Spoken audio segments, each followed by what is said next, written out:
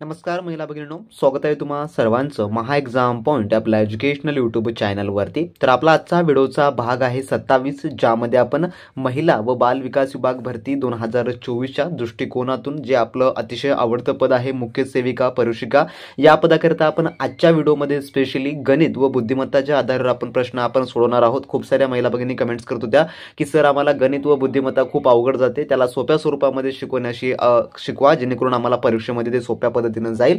तर आपण परीक्षा दृष्टिकोनातूनच आपण आजच्या व्हिडिओमध्ये काही आपण महत्त्वपूर्ण प्रश्न कव्हर केलेले आहे जे की तुम्हाला परीक्षेमध्ये येण्याची दाट संभाव्यता आहे। त्या दृष्टिकोनातून आपण सर्व काही प्रश्न यामध्ये कव्हर केलेले आहे। तर परीक्षा दृष्टिकोनातून पाहिलं तर परीक्षेमध्ये तुम्हाला यावर आधारित जे की 20 प्रश्न आहेत आणि त्यासाठी 40 गुण आहेत, जे की सर्वात मोठा याचा एक फायदा जे की मोठा पोटेन्शियल त्यासाठी आहे। आणि आपल्याला 20 पैकी कमीत कमी तुम्हाला त्या ठिकाणी 15 तरी प्रश्न तुम्हाला बरोबर येणं अतिशय महत्त्वाचं आहे, कारण का त्या ठिकाणी तुम्हाला तेव्हा चांगला स्कोर त्या ठिकाणी येणारा असेल। तर आपण आजच्या व्हिडिओमध्ये मुख्य सेविका परीक्षा दृष्टिकोनातून जो सिलेबस आहे TCSचा त्याला अनुसरूनच जे आहे मॅथचे आपण क्वेश्चन्स यामध्ये इन्क्लूड केलेला आहे व तसेच तुम्ही मागील व्हिडिओचे पार्ट पाहिले नसाल तर ते देखील पाहून घ्या।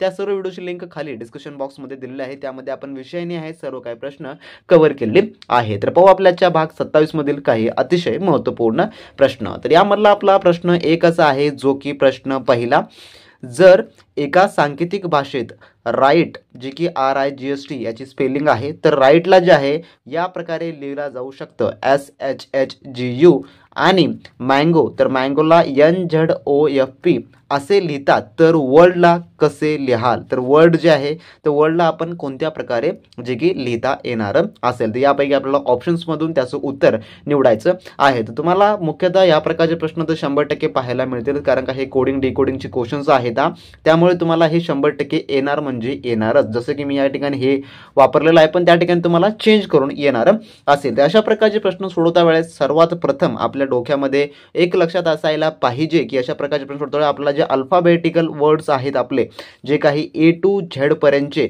ते आपल्याला सर्वात प्रथम माहिती असणं आवश्यक आहे। आणि दुसरी गोष्ट महिला भगिनींनो, जर तुम्ही फर्स्ट टाइम ही एक्झाम देत असाल तर तुम्हाला घाबरण्याचं काही कारण नाही। एक्झाम सेंटरवर तुम्हाला जे आहे रफ कामासाठी म्हणजे की कच्च्या कामासाठी त्या ठिकाणी तुम्हाला जे आहे जे की कागद पुरवलं जातं, त्यामुळे गणित व बुद्धिमत्ताचे प्रश्न तुम्ही त्यासाठी प्रॅक्टिससाठी तुम्ही त्यावर जे काही त्याचं एक्सप्लेनेशन वगैरे करून तुम्हाला फायनल आन्सर काढायचं त्या ठिकाणी तुम्ही काढू शकता। आणि अशा प्रकारच्या प्रश्नामध्ये आपल्याला स्पेशली जे काही ABCD वगैरे आहे ते लिहून घेणं तर अतिशय महत्त्वाचं असतं। तर अशा प्रकारचे प्रश्न सोडवताना आपल्याला एक महत्त्वपूर्ण बाब म्हणजे की मी या ठिकाणी रफ कागद वापरतो, तर रफ कागदावर मी तुम्हाला सर्व एक्सप्लेन करेन।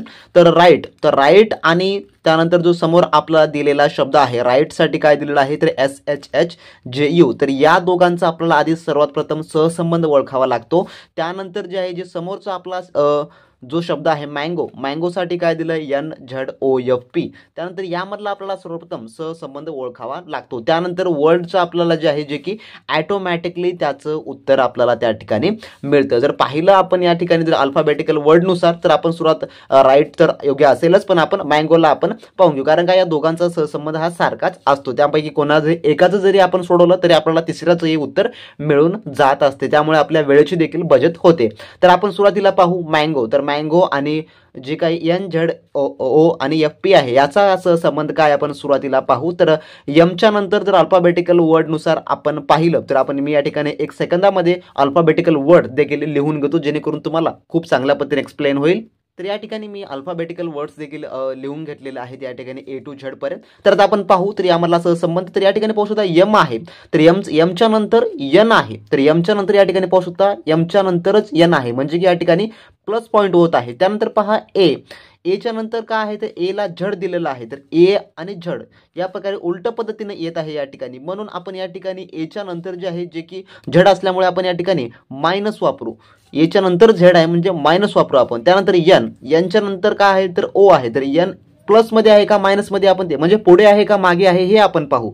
तर N या ठिकाणी यांच्या जे आहे जे की पुढे या ठिकाणी ओ असल्यामुळे या ठिकाणी प्लस येणार असेल। त्यानंतर जे आहे जे की जेच्या अगोदर F आहे का नंतर F आहे तर याच्या मागे F आहे म्हणजे की हे मायनस येणार असेल। आणि त्यानंतर जे आहे जे की ओच्या अगोदर P आहे का मागे P आहे ते आपण पाहू। तर ओच्या जे आहे जे की पुढे P असल्यामुळे त्या ठिकाणी प्लस येणार असेल, म्हणजेच की थोडक्यामध्ये तुम्ही लक्षात ठेवून घ्या या ठिकाणी मायनस प्लस जे की मायनस प्लस असा जो आहे या ठिकाणी थोडक्यात एक फॉर्म्युला तयार झालेला आहे आणि हाच फॉर्म्युला आपल्याला जे की पुढच्या आपल्या वर्डमध्ये जे की त्या ठिकाणी आपल्याला फिलफिल करायचा आहे. तर आपण करू त्याच पद्धतीनं. तर या ठिकाणी आपण वर्डला आपण व्यवस्थित लिहून घेऊ. त्यानंतर हा मायनस प्लसचा आपण फॉर्म्युला या ठिकाणी आपण फुलफिल करून टाकून देऊ. तर मायनस प्लस मध्ये आपण सुरुवातीला एम आणि एन मध्ये आपल्याला काय पाहायला भेटलं या ठिकाणी एम आणि एन मध्ये आपल्याला प्लस पाहायला भेटलेला आहे. एमच्या जे की पुढे एन आहे म्हणून आपण प्लस केलं होतं. तर डब्ल्यूच्या पुढे आपलं काय या ठिकाणी आहे तर एक्स तर एक्स या ठिकाणी नेऊ कारण का आपण या ठिकाणी प्लस केलेलं आहे. तर ओ मध्ये ए आणि झेड मध्ये आपण मायनस केलेलं आहे म्हणून आपण ओच्या मागली संख्या मागला शब्द घेऊ. आपण ओच्या मागला शब्द या ठिकाणी कोणता आहे तर एन आहे. तर आपण या ठिकाणी एन घेऊ. त्यानंतर आर मध्ये आपण या ठिकाणी पाहू शकता जे की एन आणि ओ मध्ये आपण प्लस केलेलं होतं. एन आणि ओ मध्ये प्लस केलेलं आहे त्यामुळे आपण आरच्या पुढे प्लस करू तर आपल्याला या ठिकाणी एस मिळणार असेल. आणि या ठिकाणी आपण जे आणि एफ मध्ये आपण काय केलेलं होतं तर मायनस केलेलं होतं म्हणून आपण एलचा मायनस आपण पाहू म्हणजे की एक शब्द मागे येऊ. तर एलचा आपण मागे शब्द आल्यास एक आपला के मिळणार असेल. आणि त्यानंतर आपण मागे केलं पण ओ आणि पी मध्ये काय आहे तर प्लस आहे त्यामुळे आपण डी च्या पुढचा आपण प्लस करू तर डी च्या नंतर ई येणार असेल. म्हणजेच की तुम्हाला थोडक्यात सांगायचं असं आहे की XNSKE तर हे आपलं या ठिकाणी वर्डला जे की सहसंबंध येणार असेल. तर यापैकी आपल्याला हे जे आहे जे की या ठिकाणी उत्तरामध्ये आपल्याला शोधायचं आहे. तर यामध्ये ऑप्शन बी मध्ये तुम्ही पाहू शकता जे की XNSKE हे आपला या ठिकाणी पाहायला मिळणार असेल. म्हणजेच की या प्रश्नाचं उत्तर थोडक्यामध्ये ऑप्शन नंबर ब हे होणार असेल. आणि महिला बघून तुम्हाला या प्रकारचे प्रश्न जे आहे व्हिडिओमध्ये तुम्हाला पाहायला मिळणार असतील आणि तुमच्या एक्झाम मध्ये देखील तुम्हाला या प्रकारचे प्रश्न तुम्हाला थोडक्यामध्ये सोडवण्याकरता विचारले जातात. म्हणून अशा प्रकारचे प्रश्न तुम्ही जेव्हा कधीही सोडवता त्यावेळेस फक्त तुम्हाला हे जे अल्फाबेटिकल वर्ड आहेत हे तुम्हाला डिटो माहिती असणं आवश्यक आहे कारण का त्याशिवाय तुम्हाला या प्रकारचे प्रश्न जे आहे डिकोड करता येत नाही आहेत. तर हा आपला होता पहिला प्रश्न ज्यामध्ये आपण जो काही डिकोडिंग कोडिंगचा आपण जो काही प्रश्न होता तो आपण पाहिलेला आहे.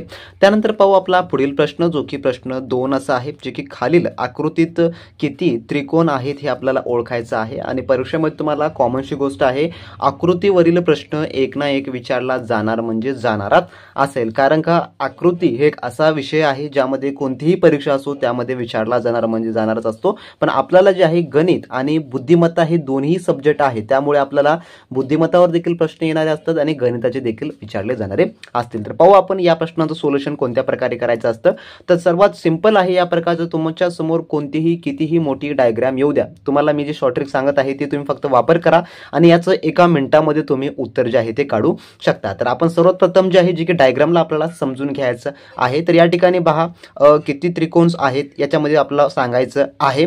तर यामध्ये आपण अशा प्रकारचे त्रिकोण जेव्हा कधीही मोजतो आपण त्याला जे आहे फक्त नंबर सिरीज द्यायची जसं की या ठिकाणी 1 देतो त्यानंतर 2 त्यानंतर 3 आणि त्यानंतर आहे 4. तर या ठिकाणी 4 त्रिकोण आपल्याला असं या ठिकाणी काउंट करायला मिळतात. जेव्हा आपण याचे एकूण त्रिकोण काढतो का फक्त एकच करायचं आहे. या ठिकाणी जेवढे काय आपल्याला त्रिकोण मिळत आहेत त्यांची बेरीज करून घ्यायची आहे. 1 + 2 + 3 आणि +4. तर यांची सर्वांची आपल्याला या ठिकाणी बेरीज करून घ्यायची आहे. तर 3 आणि 3 6 आणि 6 आणि 4 10. तर या जे काही त्रिकोण आहेत यामध्ये एकूण ते आहे 10 याची संख्या होणारी असेल 10.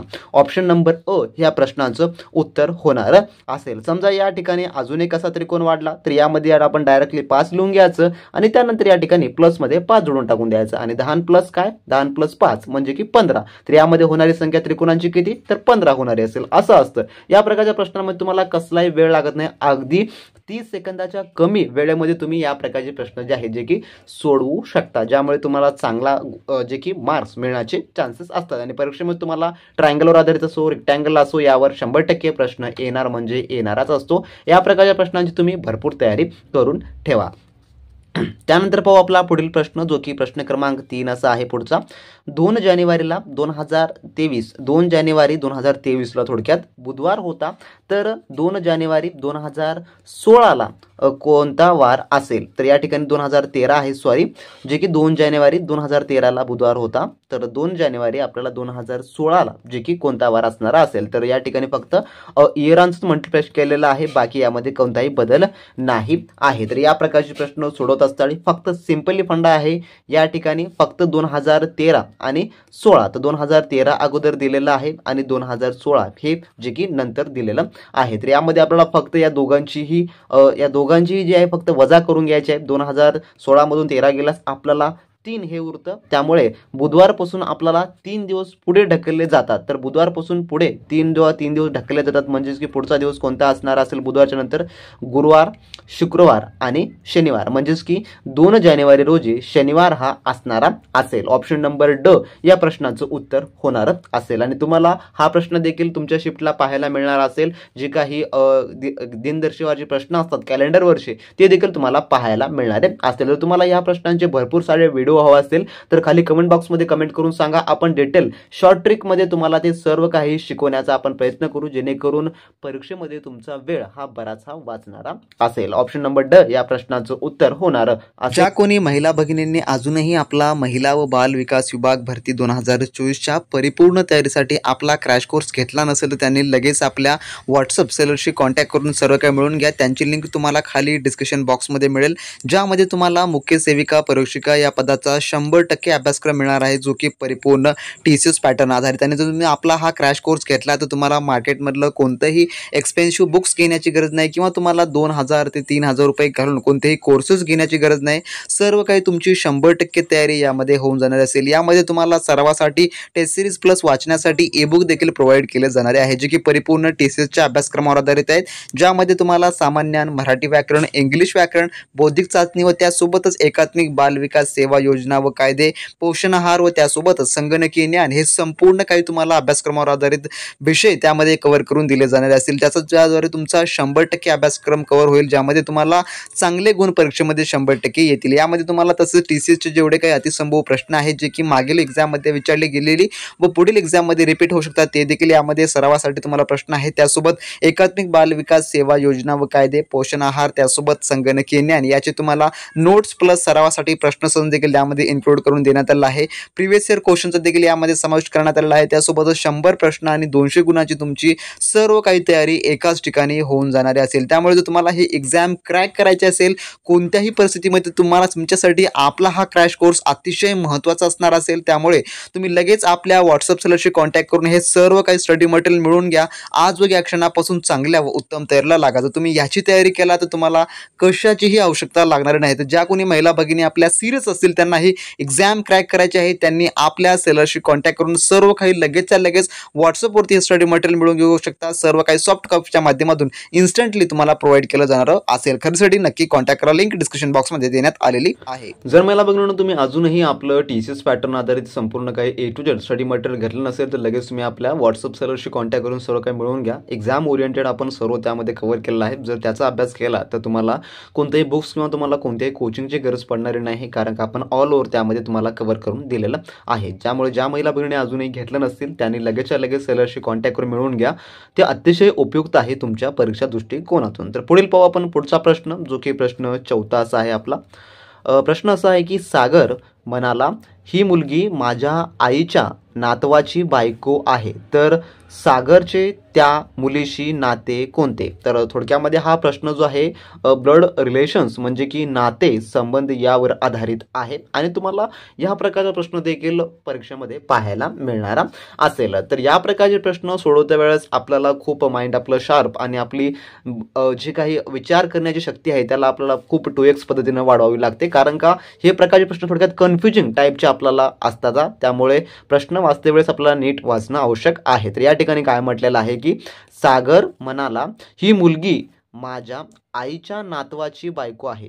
ही मुलगी आईच्या नातवाची बायको म्हणजे की सागर आहे.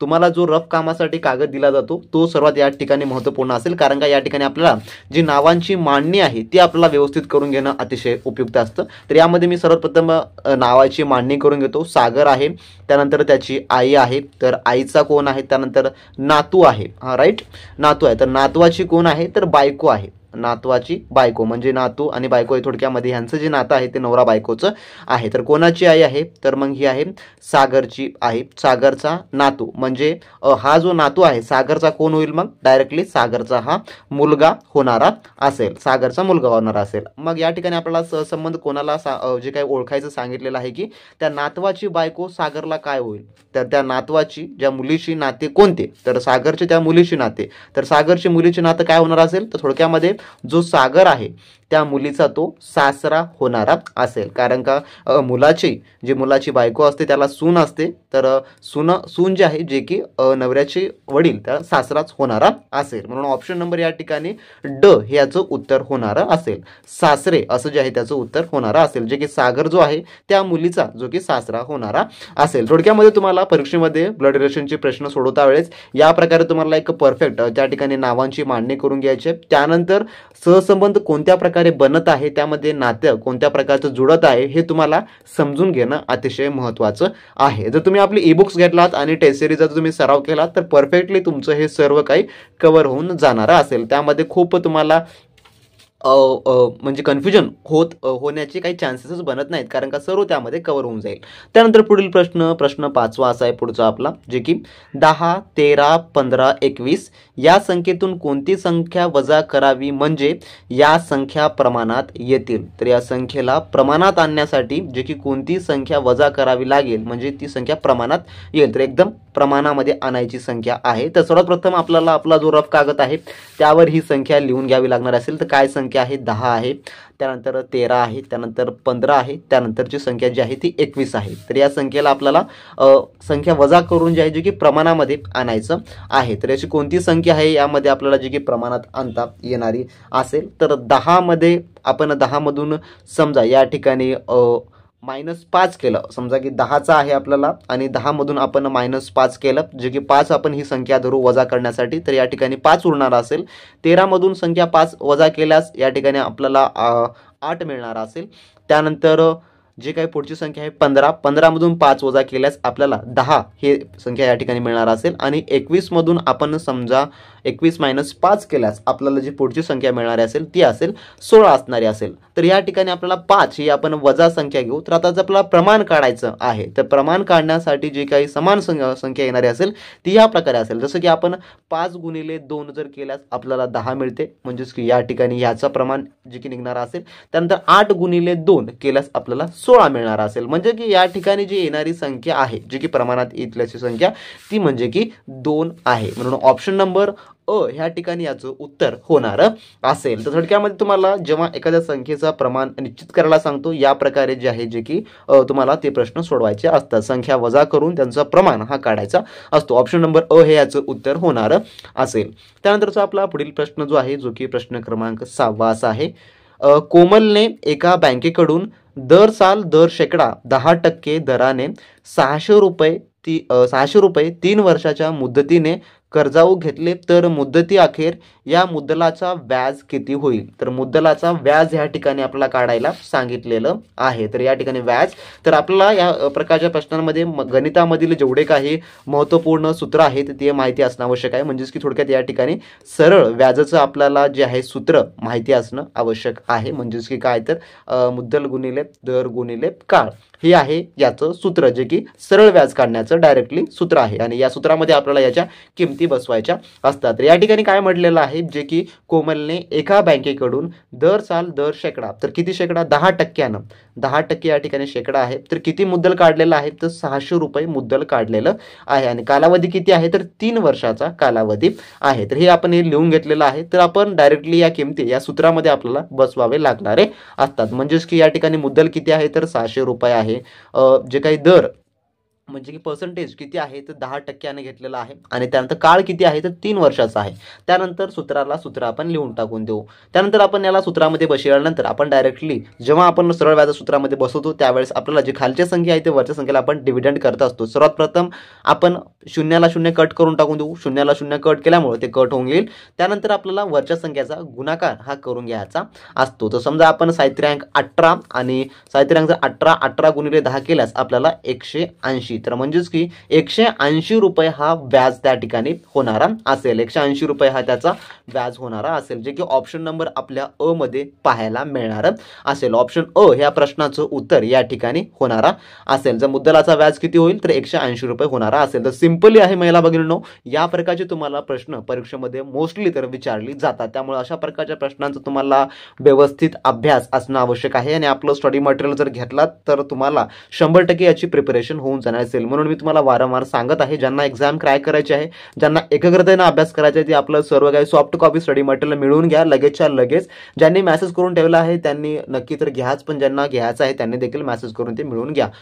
त्यानंतरचा आपला पुढील प्रश्न पाहू. प्रश्न 7वा असा आहे, एका वर्गामध्ये रोहनच्या सुरुवातीपासूनचा जो की 7वा व शेवटून 26वा क्रमांक आहे, तर त्या वर्गामध्ये एकूण विद्यार्थी किती आहेत? तर एकूण विद्यार्थ्यांची संख्या आपल्याला या ठिकाणी थोडक्यात सांगायची आहे. तर एका वर्गामध्ये जो काही रोहन आहे, या ठिकाणी रोहन आहे, रोहन कसा आहे, सुरुवातीपासून जो काही 7वा आहे, सुरुवातीपासून त्याचा क्रमांक कितवा आहे, सुरुवातीपासून 7वा आहे आणि शेवटकडून त्याचा नंबर कितवा आहे, शेवटकडून जो आहे त्याचा 26वा नंबर या ठिकाणी दिलेला आहे, म्हणजे की आहे. तर एकूण विद्यार्थी संख्या आपल्याला या ठिकाणी शोधायची आहे, एकूण विद्यार्थी संख्या या ठिकाणी काढायची आहे.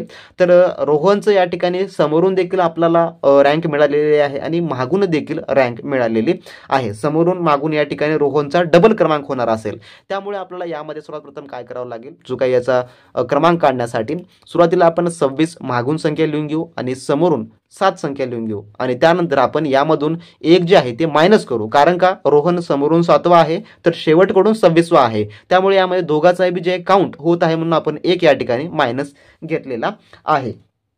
तर त्यानंतर पुढे आपल्याला या दोघांचीही बेरीज करून घ्यायची आहे, जे की 26 + 7 आणि -1 करून घ्यायचं आहे. जसं की 26 + आपण 7 जर पुढे केला तर 26 + 7 जे की या ठिकाणी 33 होणार असेल आणि -1 केला आपण, कारण का रोहन मागून पण आहे आणि पुढून पण असल्यामुळं रोहनचा आपल्याला एक रँक हा कमी करावा लागणारा असेल. त्यानंतर जे काही 32 रँक येणार असेल, म्हणजेच की वर्गामध्ये एकूण जी विद्यार्थ्यांची संख्या आहे ती विद्यार्थी संख्या या ठिकाणी 32 होणारी असेल. ऑप्शनमध्ये आपल्याला पाहता येईल की जे ऑप्शन नंबर ब आहे हे या ठिकाणी याचं उत्तर होणार असेल. तुम्हाला ऑप्शनमध्ये जे की क मध्ये 33 देखील दिसला असेल, परंतु हे त्याचं उत्तर होणार नसेल. जर हे याचं उत्तर झालं तर मग रोहनचा जो आहे मागून पण क्रमांक आहे आणि जे काही पुढून पण क्रमांक दिलेला आहे, यामुळे तुमचं उत्तर चुकू शकतं. त्यामुळे कन्फ्युजनमध्ये न राहता योग्य व्यवस्थित आपल्याला प्रश्न वाचून त्याचं योग्य ते उत्तर काढायचं आहे. तर महिला भगिनींनो, असा होता आपला आजचा व्हिडिओ जे की गणित व बुद्धिमत्तावर आधारित. जर तुम्हाला हा व्हिडिओ आवडला असेल तर नक्की आपल्या चॅनलला सबस्क्राईब करा, एवढा लाईक करा आणि अशाच प्रकारचे प्रश्न जर तुम्हाला पाहिजे असेल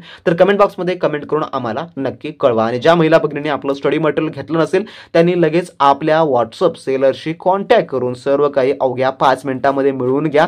चांगल्या आणि उत्तम तयारीला लागा. ते कोणत्याही मार्केटमधल्या बुक्सपेक्षा आपले ई बुक्स आणि स्टडी मटेरियल फक्त परीक्षा दृष्टिकोनातूनच महत्त्वपूर्ण कव्हर करून दिलेलं आहे. तर भेटू नेक्स्ट व्हिडिओमध्ये नवीन प्रश्नांसोबत, नवीन काय माहितीसोबत, नवीन अपडेट सोबत. तोपर्यंत बी प्रॅक्टिस क्रॅक एक्झाम.